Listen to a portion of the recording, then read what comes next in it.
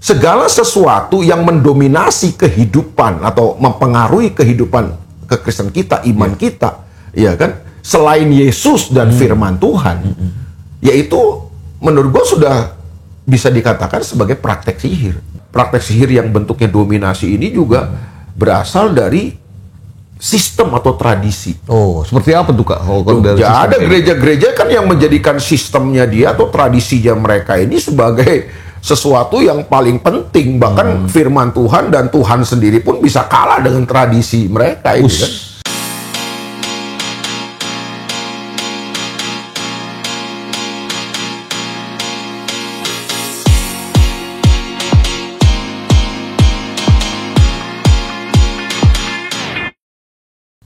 Puji Tuhan, Shalom saudara-saudara, kita berjumpa lagi dalam program kesayangan kita, Garansi, gali kebenaran sejati, membahas yang esensi, bukan yang sensasi. Saya percaya semua kita yang menyaksikan program ini selalu dalam keadaan diberkati Tuhan, sehat-sehat selalu, jasmani, rohani, dan sehat dalam pikiran dan tindakan kita. Hari ini kita masih ditemani oleh seorang hamba Tuhan yang setia dan menemani program Garansi bersama saya, yaitu Pastor Elia Duta Makarawung. Apa kabar Kak Elia? Puji Tuhan. Baik-baik ya. Amin. Sehat selalu. Ya. Puji Tuhan. Ya, ada gangguan-gangguan dikit tapi bisa kita lewati lah. Ya. Mantap. Aman ya, puji Tuhan ya. Nah, kita hari ini akan mengangkat sebuah topik yang menurut gue penting nih Kak. Tentang praktek sihir dalam gereja. Waduh, ini bukan hal yang lazim, mungkin juga jarang jadi diamati ya oleh seseorang, tapi perlu diangkat lah. Pembahasan pinggir jurang. Iya, obrolan pinggir jurang. Ngeri-ngeri sedap. Iya, ngeri-ngeri sedap. Iya, tapi kan terakhirnya disedap kan ya gitu. Itu kan. Nah, itu sengaja gua angkat topik ini karena menurut gua penting ya, karena memang tanpa disadari belakangan ini kadang-kadang kalau kita sudah mengarah kepada sebuah kultus individu ya, apalagi terbius dengan apa kata pendeta melebihi dominasi dari kata Tuhan atau dari kata Alkitab, itu kan yang berbahaya ya. Kita jadi sebagai, kalau gue ibaratnya memposisikan diri gue sebagai jemaat, wah ini udah bener ya kan, tanpa kita menimbang-nimbang lagi apakah itu bener atau enggak ya kayak gitu. Jadi hal-hal yang kayak gitu tuh akhirnya kita terbius dengan ya ini pasti dari Tuhan gitu. Padahal kan segala sesuatu kalau kita kembali kepada firman ya kayak harus kita timbang, harus kita lihat lah ini benar atau enggak, diuji gitu. Menurut kalian sendiri gimana tentang hal ini? Gitu? Ya, ini disclaimer dulu nih. Kita tidak bermaksud menghakimi siapapun ya kan di sini. Kita cuma ingin lewat forum ini kita ingin mengedukasi kan jemaat, mengedukasi saudara-saudara seiman, anak-anak Tuhan supaya kita tidak terjebak dalam praktek sihir itu yang terjadi banyak dalam gereja tanpa kita sadari ya. Kadang-kadang iblis itu kan licik dia bisa memainkan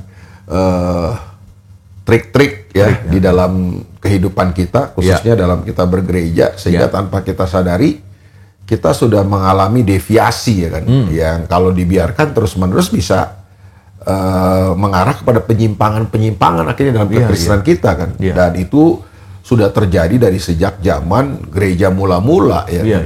Jadi sekali lagi yang berbahaya dari iblis itu bukanlah kuasanya, tapi yang berbahaya dari iblis itu adalah tipu dayanya, tipu muslihat. Kita perlu garis bawahi kata ini nih ya, bukan kuasanya tapi tipu dayanya. Nah, coba lu baca dulu dah sebagai dasar pembahasan kita terhadap praktek sihir dalam gereja ini, bahwa ini sebanyak sudah terjadi sejak zaman gereja mula-mula dalam Galatia ya. Oke, surat Galatia ya. Galatia pasal 3. Pasal 3 ayat 1 sampai 3 lah. Ayat 1 sampai 3. Galatia pasal 3 ayat 1 sampai 3. Demikian kata firman Tuhan. Hai orang-orang Galatia yang bodoh. Hai orang-orang Galatia yang bodoh, ini keras ya. Jadi kalau Rasul Paulus tuh membuka pasal ini dengan sebuah kalimat yang menurut gue cukup keras ya kan. Hai orang-orang Galatia yang bodoh, berarti kan ada sesuatu yang dianggap dan dilihat oleh Paulus yang terjadi dalam jemaat Galatia ini sudah berbahaya. Makanya dia menegur dengan keras, bahkan dengan sebuah ungkapan ya yang hai orang Galatia yang bodoh. Itu kan keras banget mereka. Nah, apa yang membuat Paulus menegur dengan keras, memberi peringatan keras ini buat orang Galatia? Ya, lanjut. Siapakah yang telah mempesona kamu? Siapakah yang telah mempesona kamu? Nah, kata mempesona itu kan dalam bahasa asli itu punya pengertian tuh menyihir kamu. Jadi terjemahan bahasa Inggris juga sama ya kan. King James juga berkata begitu kan ya. Siapa yang telah menyihir kamu? Berarti ini ada sesuatu yang telah berhasil menyihir kan katanya jemaat Galatia, sehingga menurut pemandangan atau pandangannya Paulus ini mereka jadi orang yang bodoh gitu kan. Begitu ya. Karena mereka telah tersihir kan katanya kan. Siapa yang telah menyihir kamu? Nah, coba terusin deh ayatnya. Oke. Bukankah Yesus Kristus yang disalibkan itu telah dilukiskan dengan terang di depanmu? Iya, jadi Paulus bilang, aku nih telah melukiskan. Aku maksudnya Paulus ini lewat pengajarannya kan kepada jemaat Galatia, dia telah memberitahu, mengajarkan tentang Yesus Kristus kan. Salib Yesus Kristus sebagai pusat daripada pengajarannya kan. Yesus Kristus dan pengorbanannya, kasihnya, salib ya itu maksudnya kan ya, Yesus Kristus yang tersalib itu kan sudah dia sampaikan, dia nyatakan lewat pengajaran-pengajarannya. Tapi ternyata dengan semua pengajaran yang sudah dilepaskan oleh Paulus tentang Injil yang sejati itu kan. Tiba-tiba ada guru-guru lain, ada pengajar-pengajar lainnya yang menyusup masuk dalam gereja di Galatia dan berhasil menyihir kan katanya. Mempengaruhi jemaat sehingga jemaat tidak lagi berfokus kepada Injil atau kepada berita yang berpusat kepada Yesus Kristus dan salibnya itu. Makanya Paulus mereka ngambil keuntungan di situ ya. Terus dah coba. Ayat yang kedua dikatakan demikian. Hanya ini yang hendak ku ketahui daripada kamu. Adakah kamu telah menerima roh karena melakukan hukum Taurat atau karena percaya kepada pemberitaan Injil? Terus ayat 3. Adakah kamu sebodoh itu? Kamu telah memulai dengan roh, maukah kamu sekarang mengakhirinya dalam daging? Nah, itu dia. Jadi konteks jemaat Galatia nih ya kan. Ini kan surat Galatia ada surat yang ditulis Rasul Paulus kepada jemaat Galatia. Nah, dalam konteks ini adalah ada pengajar-pengajar atau ada guru-guru yang lain yang menyampaikan bahwa tidak cukup Yesus Kristus yang tersalib itu kan. Jadi beritanya bukan isu utamanya itu. Fokusnya bukan lagi kepada Yesus dan salibnya itu, tapi melakukan hukum Taurat juga ditambahkan untuk melakukan. Jadi mereka mencampur ya kan, antara Injil kasih karunia, Injil kerajaan itu dengan melakukan hukum Taurat, sehingga yang terjadi adalah jemaat ini akhirnya kembali lagi kepada melakukan hukum Taurat itu. Jadi mereka menerapkan lagi hal-hal yang harusnya sebenarnya kan sudah digenapi dalam Yesus Kristus. Sehingga mereka kemudian melakukan lagi praktek-praktek Taurat ya di perjanjian lama itu dalam kekristenan mereka. Nah, itulah yang coba ditegur Paulus. Nah, lihat ketika jemaat Galatia ini tersihir dengan praktek-praktek dan pengajaran-pengajaran yang seperti itu, Paulus berkata, kamu memulainya dengan roh, tapi kamu mengakhirinya dengan dalam daging. Jadi bahaya daripada praktek sihir ini adalah dalam gereja ya, praktek sihir dalam gereja adalah itu yang akan menjerumuskan kita sehingga gini loh, tanpa kita sadari kita sudah tidak lagi berjalan dengan roh, tapi kita berjalan dengan daging. Nah, ini yang sangat berbahaya ya kan gitu ya kan. Mengapa kamu memulai dengan roh tapi mengakhirinya dengan daging? Dan ya kita berdoa ya dan berharap supaya jemaat Tuhan, pemirsa ini tidak terjebak dalam praktek sihir dalam gereja yang hari-hari ini juga banyak terjadi. Kalau lebih ke arah secara praktek dalam gerejanya, itu lebih cirinya yang gampang dilihat secara nyata tuh apa, Kak? Jadi praktek sihir dalam gereja itu kalau kita simpulkan tuh bisa 3. Ada 3 praktek sihir dalam gereja yang sangat berbahaya. Yang pertama adalah dominasinya ya. Yang kedua adalah intimidasi, dan yang ketiga adalah manipulasi. Jadi inilah 3 praktek sihir dalam gereja yang bisa menyihir jemaat sehingga tidak lagi berfokus kepada Yesus, atau pusat daripada kesan kita bukan Yesus lagi dan salibnya, tapi yang lain, bisa yang lain. Kalau dalam konteks jemaat Galatia, mereka beralih dari Yesus Kristus dan salibnya kepada hukum Taurat lagi, betul, ya. Tapi dalam praktek gereja masa kini mungkin bisa berbeda, bukan hukum Taurat tapi yang lain, ya. Tapi intinya adalah kalau kita bicara soal praktek sihir dalam gereja, kita akan berbicara tentang tiga hal ini, yaitu dominasi, intimidasi, dan manipulasi. Kayaknya kita seru nih kalau kita bahas satu persatu. Betul. Ya mungkin kalian bisa jelaskan secara detail supaya pemirsa Garansi juga tahu dominasi, yang maksud dominasinya apa nih? Apakah itu lebih ke arah pemimpin atau terhadap figur yang kuat, katakanlah gitu, di gereja itu yang menyampaikan pesan-pesan ya secara profetik, atau bagaimana, ataukah ada figur-figur lain, atau mungkin juga dari kalangan jemaat juga bisa mempengaruhi seperti itu kan? Jadi gini, ya seperti tadi yang kita bilang kan, ada 3 ya. Kita mulai dari yang pertama nih, dominasi. Apa itu dominasi? Apa contoh-contoh praktek dominasi dalam gereja hari ini kan? Segala sesuatu yang mendominasi kehidupan atau mempengaruhi kehidupan kekristenan kita, iman kita, ya kan? Selain Yesus dan firman Tuhan, yaitu menurut gua sudah bisa dikatakan sebagai praktek sihir. Jadi segala sesuatu yang mendominasi praktek-praktek kita, mempengaruhi iman kita kepada Tuhan, yang bukan Yesus dan firman-Nya. Contohnya apa? Banyak, ya kan? Bisa jadi gini, figur pendeta. Oh gitu ya. Ya kan? Figur pendeta yang terlalu mendominasi. Pokoknya semuanya mesti pendeta itu. Makanya berbahaya sekali ketika kita mengidolakan seorang pemimpin rohani atau seorang pendeta ya, seorang pemimpin jemaat, atau itu sebutannya apalah ya kan, mau pastor lah, pendeta lah, gembala sidang lah, atau apapun dia. Ketika kita sudah mengidolakan dia, itu kita sudah ada dalam keadaan yang sangat berbahaya.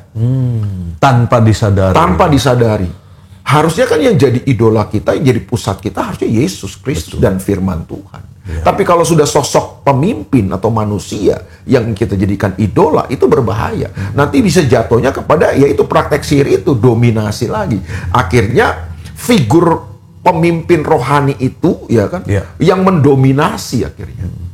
Pokoknya kalau bukan dia yang berkhotbah, pokoknya yang lain salah pengajarannya. Cuma pengajarannya dia yang benar ya kan. Atau minimal kalau orang itu nggak khotbah, yang hadir sedikit. Iya, bisa jadi kan. Atau mungkin semua yang dia katakan itu selalu benar. Kita anggap seperti itu perkataan Tuhan. Ya betul, dia mungkin menyampaikan benar, tapi kan tidak selalu apa yang dia katakan itu sesuai. Ya, maksudnya bisa aja dia melakukan kesalahan, bisa aja dia meleset ya kan. Tapi kalau kita sudah terjebak dalam praktek seperti itu, akibatnya pemimpin-pemimpin ini bisa mendominasi kan. Bahkan di beberapa gereja gue menemukan praktek sihir yang bentuknya dominasi ini, sangat ngeri, bet. Pemimpin rohani bisa menentukan dengan siapa kita menikah. Waduh, repot. Kalau kita mau menikah mesti minta izin dulu, atau mungkin minta sepengetahuan dia dulu, dan kita mesti minta persetujuan ya. Kalau pemimpin rohani tidak setuju dengan orang yang pasangan yang kita ingin menikah, bisa jadi kita nggak bisa menikah. Sampai sebegitunya. Kenapa? Karena kita terlalu mengkultus individukan seorang pemimpin rohani, itu berbahaya. Gue ingat ada satu kata-kata statement bagus ya. Di mana ada pengkultus individuan terhadap seseorang tokoh, seorang tokoh siapapun dia, di situ akan terjadi pembunuhan terhadap nalar dan akal sehat kita. Jadi pengkultus individuan itu akan membunuh nalar dan akal sehat kita. Makanya banyak akal sehat kita ini terbunuh ketika kita mulai mengkultus individukan seseorang. Padahal kan kalau kita lihat secara umum ya, jemaat yang hadir itu kan dari tingkatan latar belakang juga yang menurut gua juga ada akademisi di situ, ada profesional di situ. Itu bisa sebegitu rupa ya. Sampai mematikan nalar gitu ya. Ya itulah makanya disebut praktek sihir. Karena bahaya. Orang yang punya karisma atau apalagi kalau kita bergerak dalam hal-hal spiritual seperti ini kan, kerohanian seperti ini kan, orang seringkali kan dengan mudahnya begitu bisa mempercayainya kan. Makanya bahaya sekali gitu pengkultus individuan. Tapi ini kan terjadi banyak sekali dalam gereja. Seperti kalau pemimpin bicara itu apa yang dia sampaikan itu selalu seperti sudah itu dari Tuhan lah langsung gitu kan. Padahal kan harusnya kita menguji dulu benar nggak ya kan. Ya kalau memang itu sesuai dengan firman Tuhan ya kita terima ya. Sebagai sebuah nasihat, sebagai sebuah arahan, sebagai sebuah pengajaran ya. Tapi kalau itu bertentangan dengan firman Tuhan, kita harus juga bisa memfilternya kan. Betul. Iya dong, iya kan. Karena bisa jadi kan itu datang dari subjektivitas dia sebagai seorang manusia ya kan. Atau lain sebagainya lah, bisa saja kan. Nah makanya kita perlu menguji segala sesuatu kan. Bahwa menghormati pemimpin rohani itu penting harus ya kan. Kita harus menghormati dong ya kan pemimpin-pemimpin rohani ya kan, gembala sidang atau siapalah namanya ya kan. Tapi bukan berarti kan kita seperti kerbau dicocok hidung. Yang menjadi pusat daripada segala sesuatunya harus Yesus dan firman Tuhan. Jadi firman Tuhan, Yesus dan firman-Nya harus ada di atas semuanya gitu kan. Bukan sosok pemimpin, sosok figur ya kan. Itu berbahaya sekali sih kalau menurut gua sih ya. Gitu, kalau kita jatuh dalam praktek sihir yang pertama ini ya, dominasi. Sehingga akibatnya semua praktek kesan kita itu didominasi oleh figur tertentu, sosok tertentu. Ya kan, dan banyak sekali pemimpin-pemimpin yang menikmati kan suasana itu kan. Jadi, tapi itu dominasi sorry Kyle. Dominasi itu mungkin juga bisa terjadi dari kedua sisi ya, kayak artinya tanpa disadari yang membangun itu juga jemaat gitu. Artinya pengkultusan mungkin karena wah ini beberapa kali pesannya bener nih, tepat ya, akurat, detail gitu kan. Akhirnya orang timbullah simpati, terpesona kan gitu. Setuju juga bahwa jemaat juga punya andil akhirnya kan terhadap praktek ini kan. Dan itu kan berbahaya sekali kan. Misalnya kalau pemimpinnya ini sosok figur tertentu ini menyatakan A, pokoknya semua mesti A ya kan. Terlepas bahwa mungkin A itu bertentangan dengan firman Tuhan. Tapi kita pokoknya membabi buta aja. Atau bertentangan dengan nalar yang tadi ya. Kita nggak bisa berpikir cerdas di situ. Tanpa kita uji dengan firman Tuhan, tanpa kita uji lagi dengan waktu dan lain sebagainya, kita mempercayainya dengan membabi buta. Menurut gue sih itu adalah praktek sihir ya. Itu baru dari sisi figur atau sosok ya. Ada praktek sihir yang bentuknya dominasi ini juga berasal dari sistem atau tradisi. Oh, seperti apa tuh Kak? Ya ada gereja-gereja kan yang menjadikan sistemnya dia atau tradisinya mereka ini sebagai sesuatu yang paling penting. Bahkan firman Tuhan dan Tuhan sendiri pun bisa kalah dengan tradisi mereka ini kan. Khususnya ini kan buat gereja-gereja yang tradisi ya. Kadang-kadang tradisi mereka ya kan, sistem yang mereka bangun ya kan mungkin beberapa waktu lamanya kan menjadi sebuah tradisi dalam gereja itu menjadi sesuatu yang apa ya, yang absolut. Yang mutlak. Padahal banyak kali bahkan mungkin tradisi-tradisi itu kadang-kadang tidak lagi sesuai dengan firman Tuhan. Tapi karena itu tradisi sudah bertahun-tahun di gereja tersebut, akhirnya itu bisa mendominasi semua praktek yang dijalankan dalam gereja itu. Jadi kadang-kadang Yesus dan firman-Nya kalah dengan kehendak Tuhan dalam firman Tuhan, kalah dengan sistem dan tradisi yang sudah mereka bangun bertahun-tahun. Nah itu juga praktek dominasi kan. Ironinya itu bisa terjadi dalam gereja ya. Bisa terjadi dalam gereja. Dan itu kita lihat kok ya kan, dalam kehidupan gereja sehari-hari ya, dalam gereja modern masa kini. Dan itu yang gue bilang kita sangat menyayangkan dan kita harus memberi peringatan kan, makanya hati-hati dengan praktek sihir dalam gereja ini. Yang pertama bisa pengkultus individuan terhadap pemimpin ya kan, terhadap sosok pemimpin ya kan. Biasanya pemimpin ini punya karisma dan lain sebagainya ya kan, karunia-karunia rohani dan lain sebagainya kan. Tidak salah dengan semua itu ya. Kita percaya ada orang-orang yang dipakai Tuhan ya. Tapi kita juga meyakini hari ini bahwa Tuhan akan memakai tubuh Kristus, gerejanya. Inilah zaman di mana Tuhan akan memakai orang-orang kudus. Pemimpin-pemimpin itu dipakai Tuhan untuk memperlengkapi harusnya orang-orang kudus, supaya orang-orang kudus ini mengerjakan pekerjaan pelayanan sesuai dengan Efesus pasal 4 ayat 11 ya.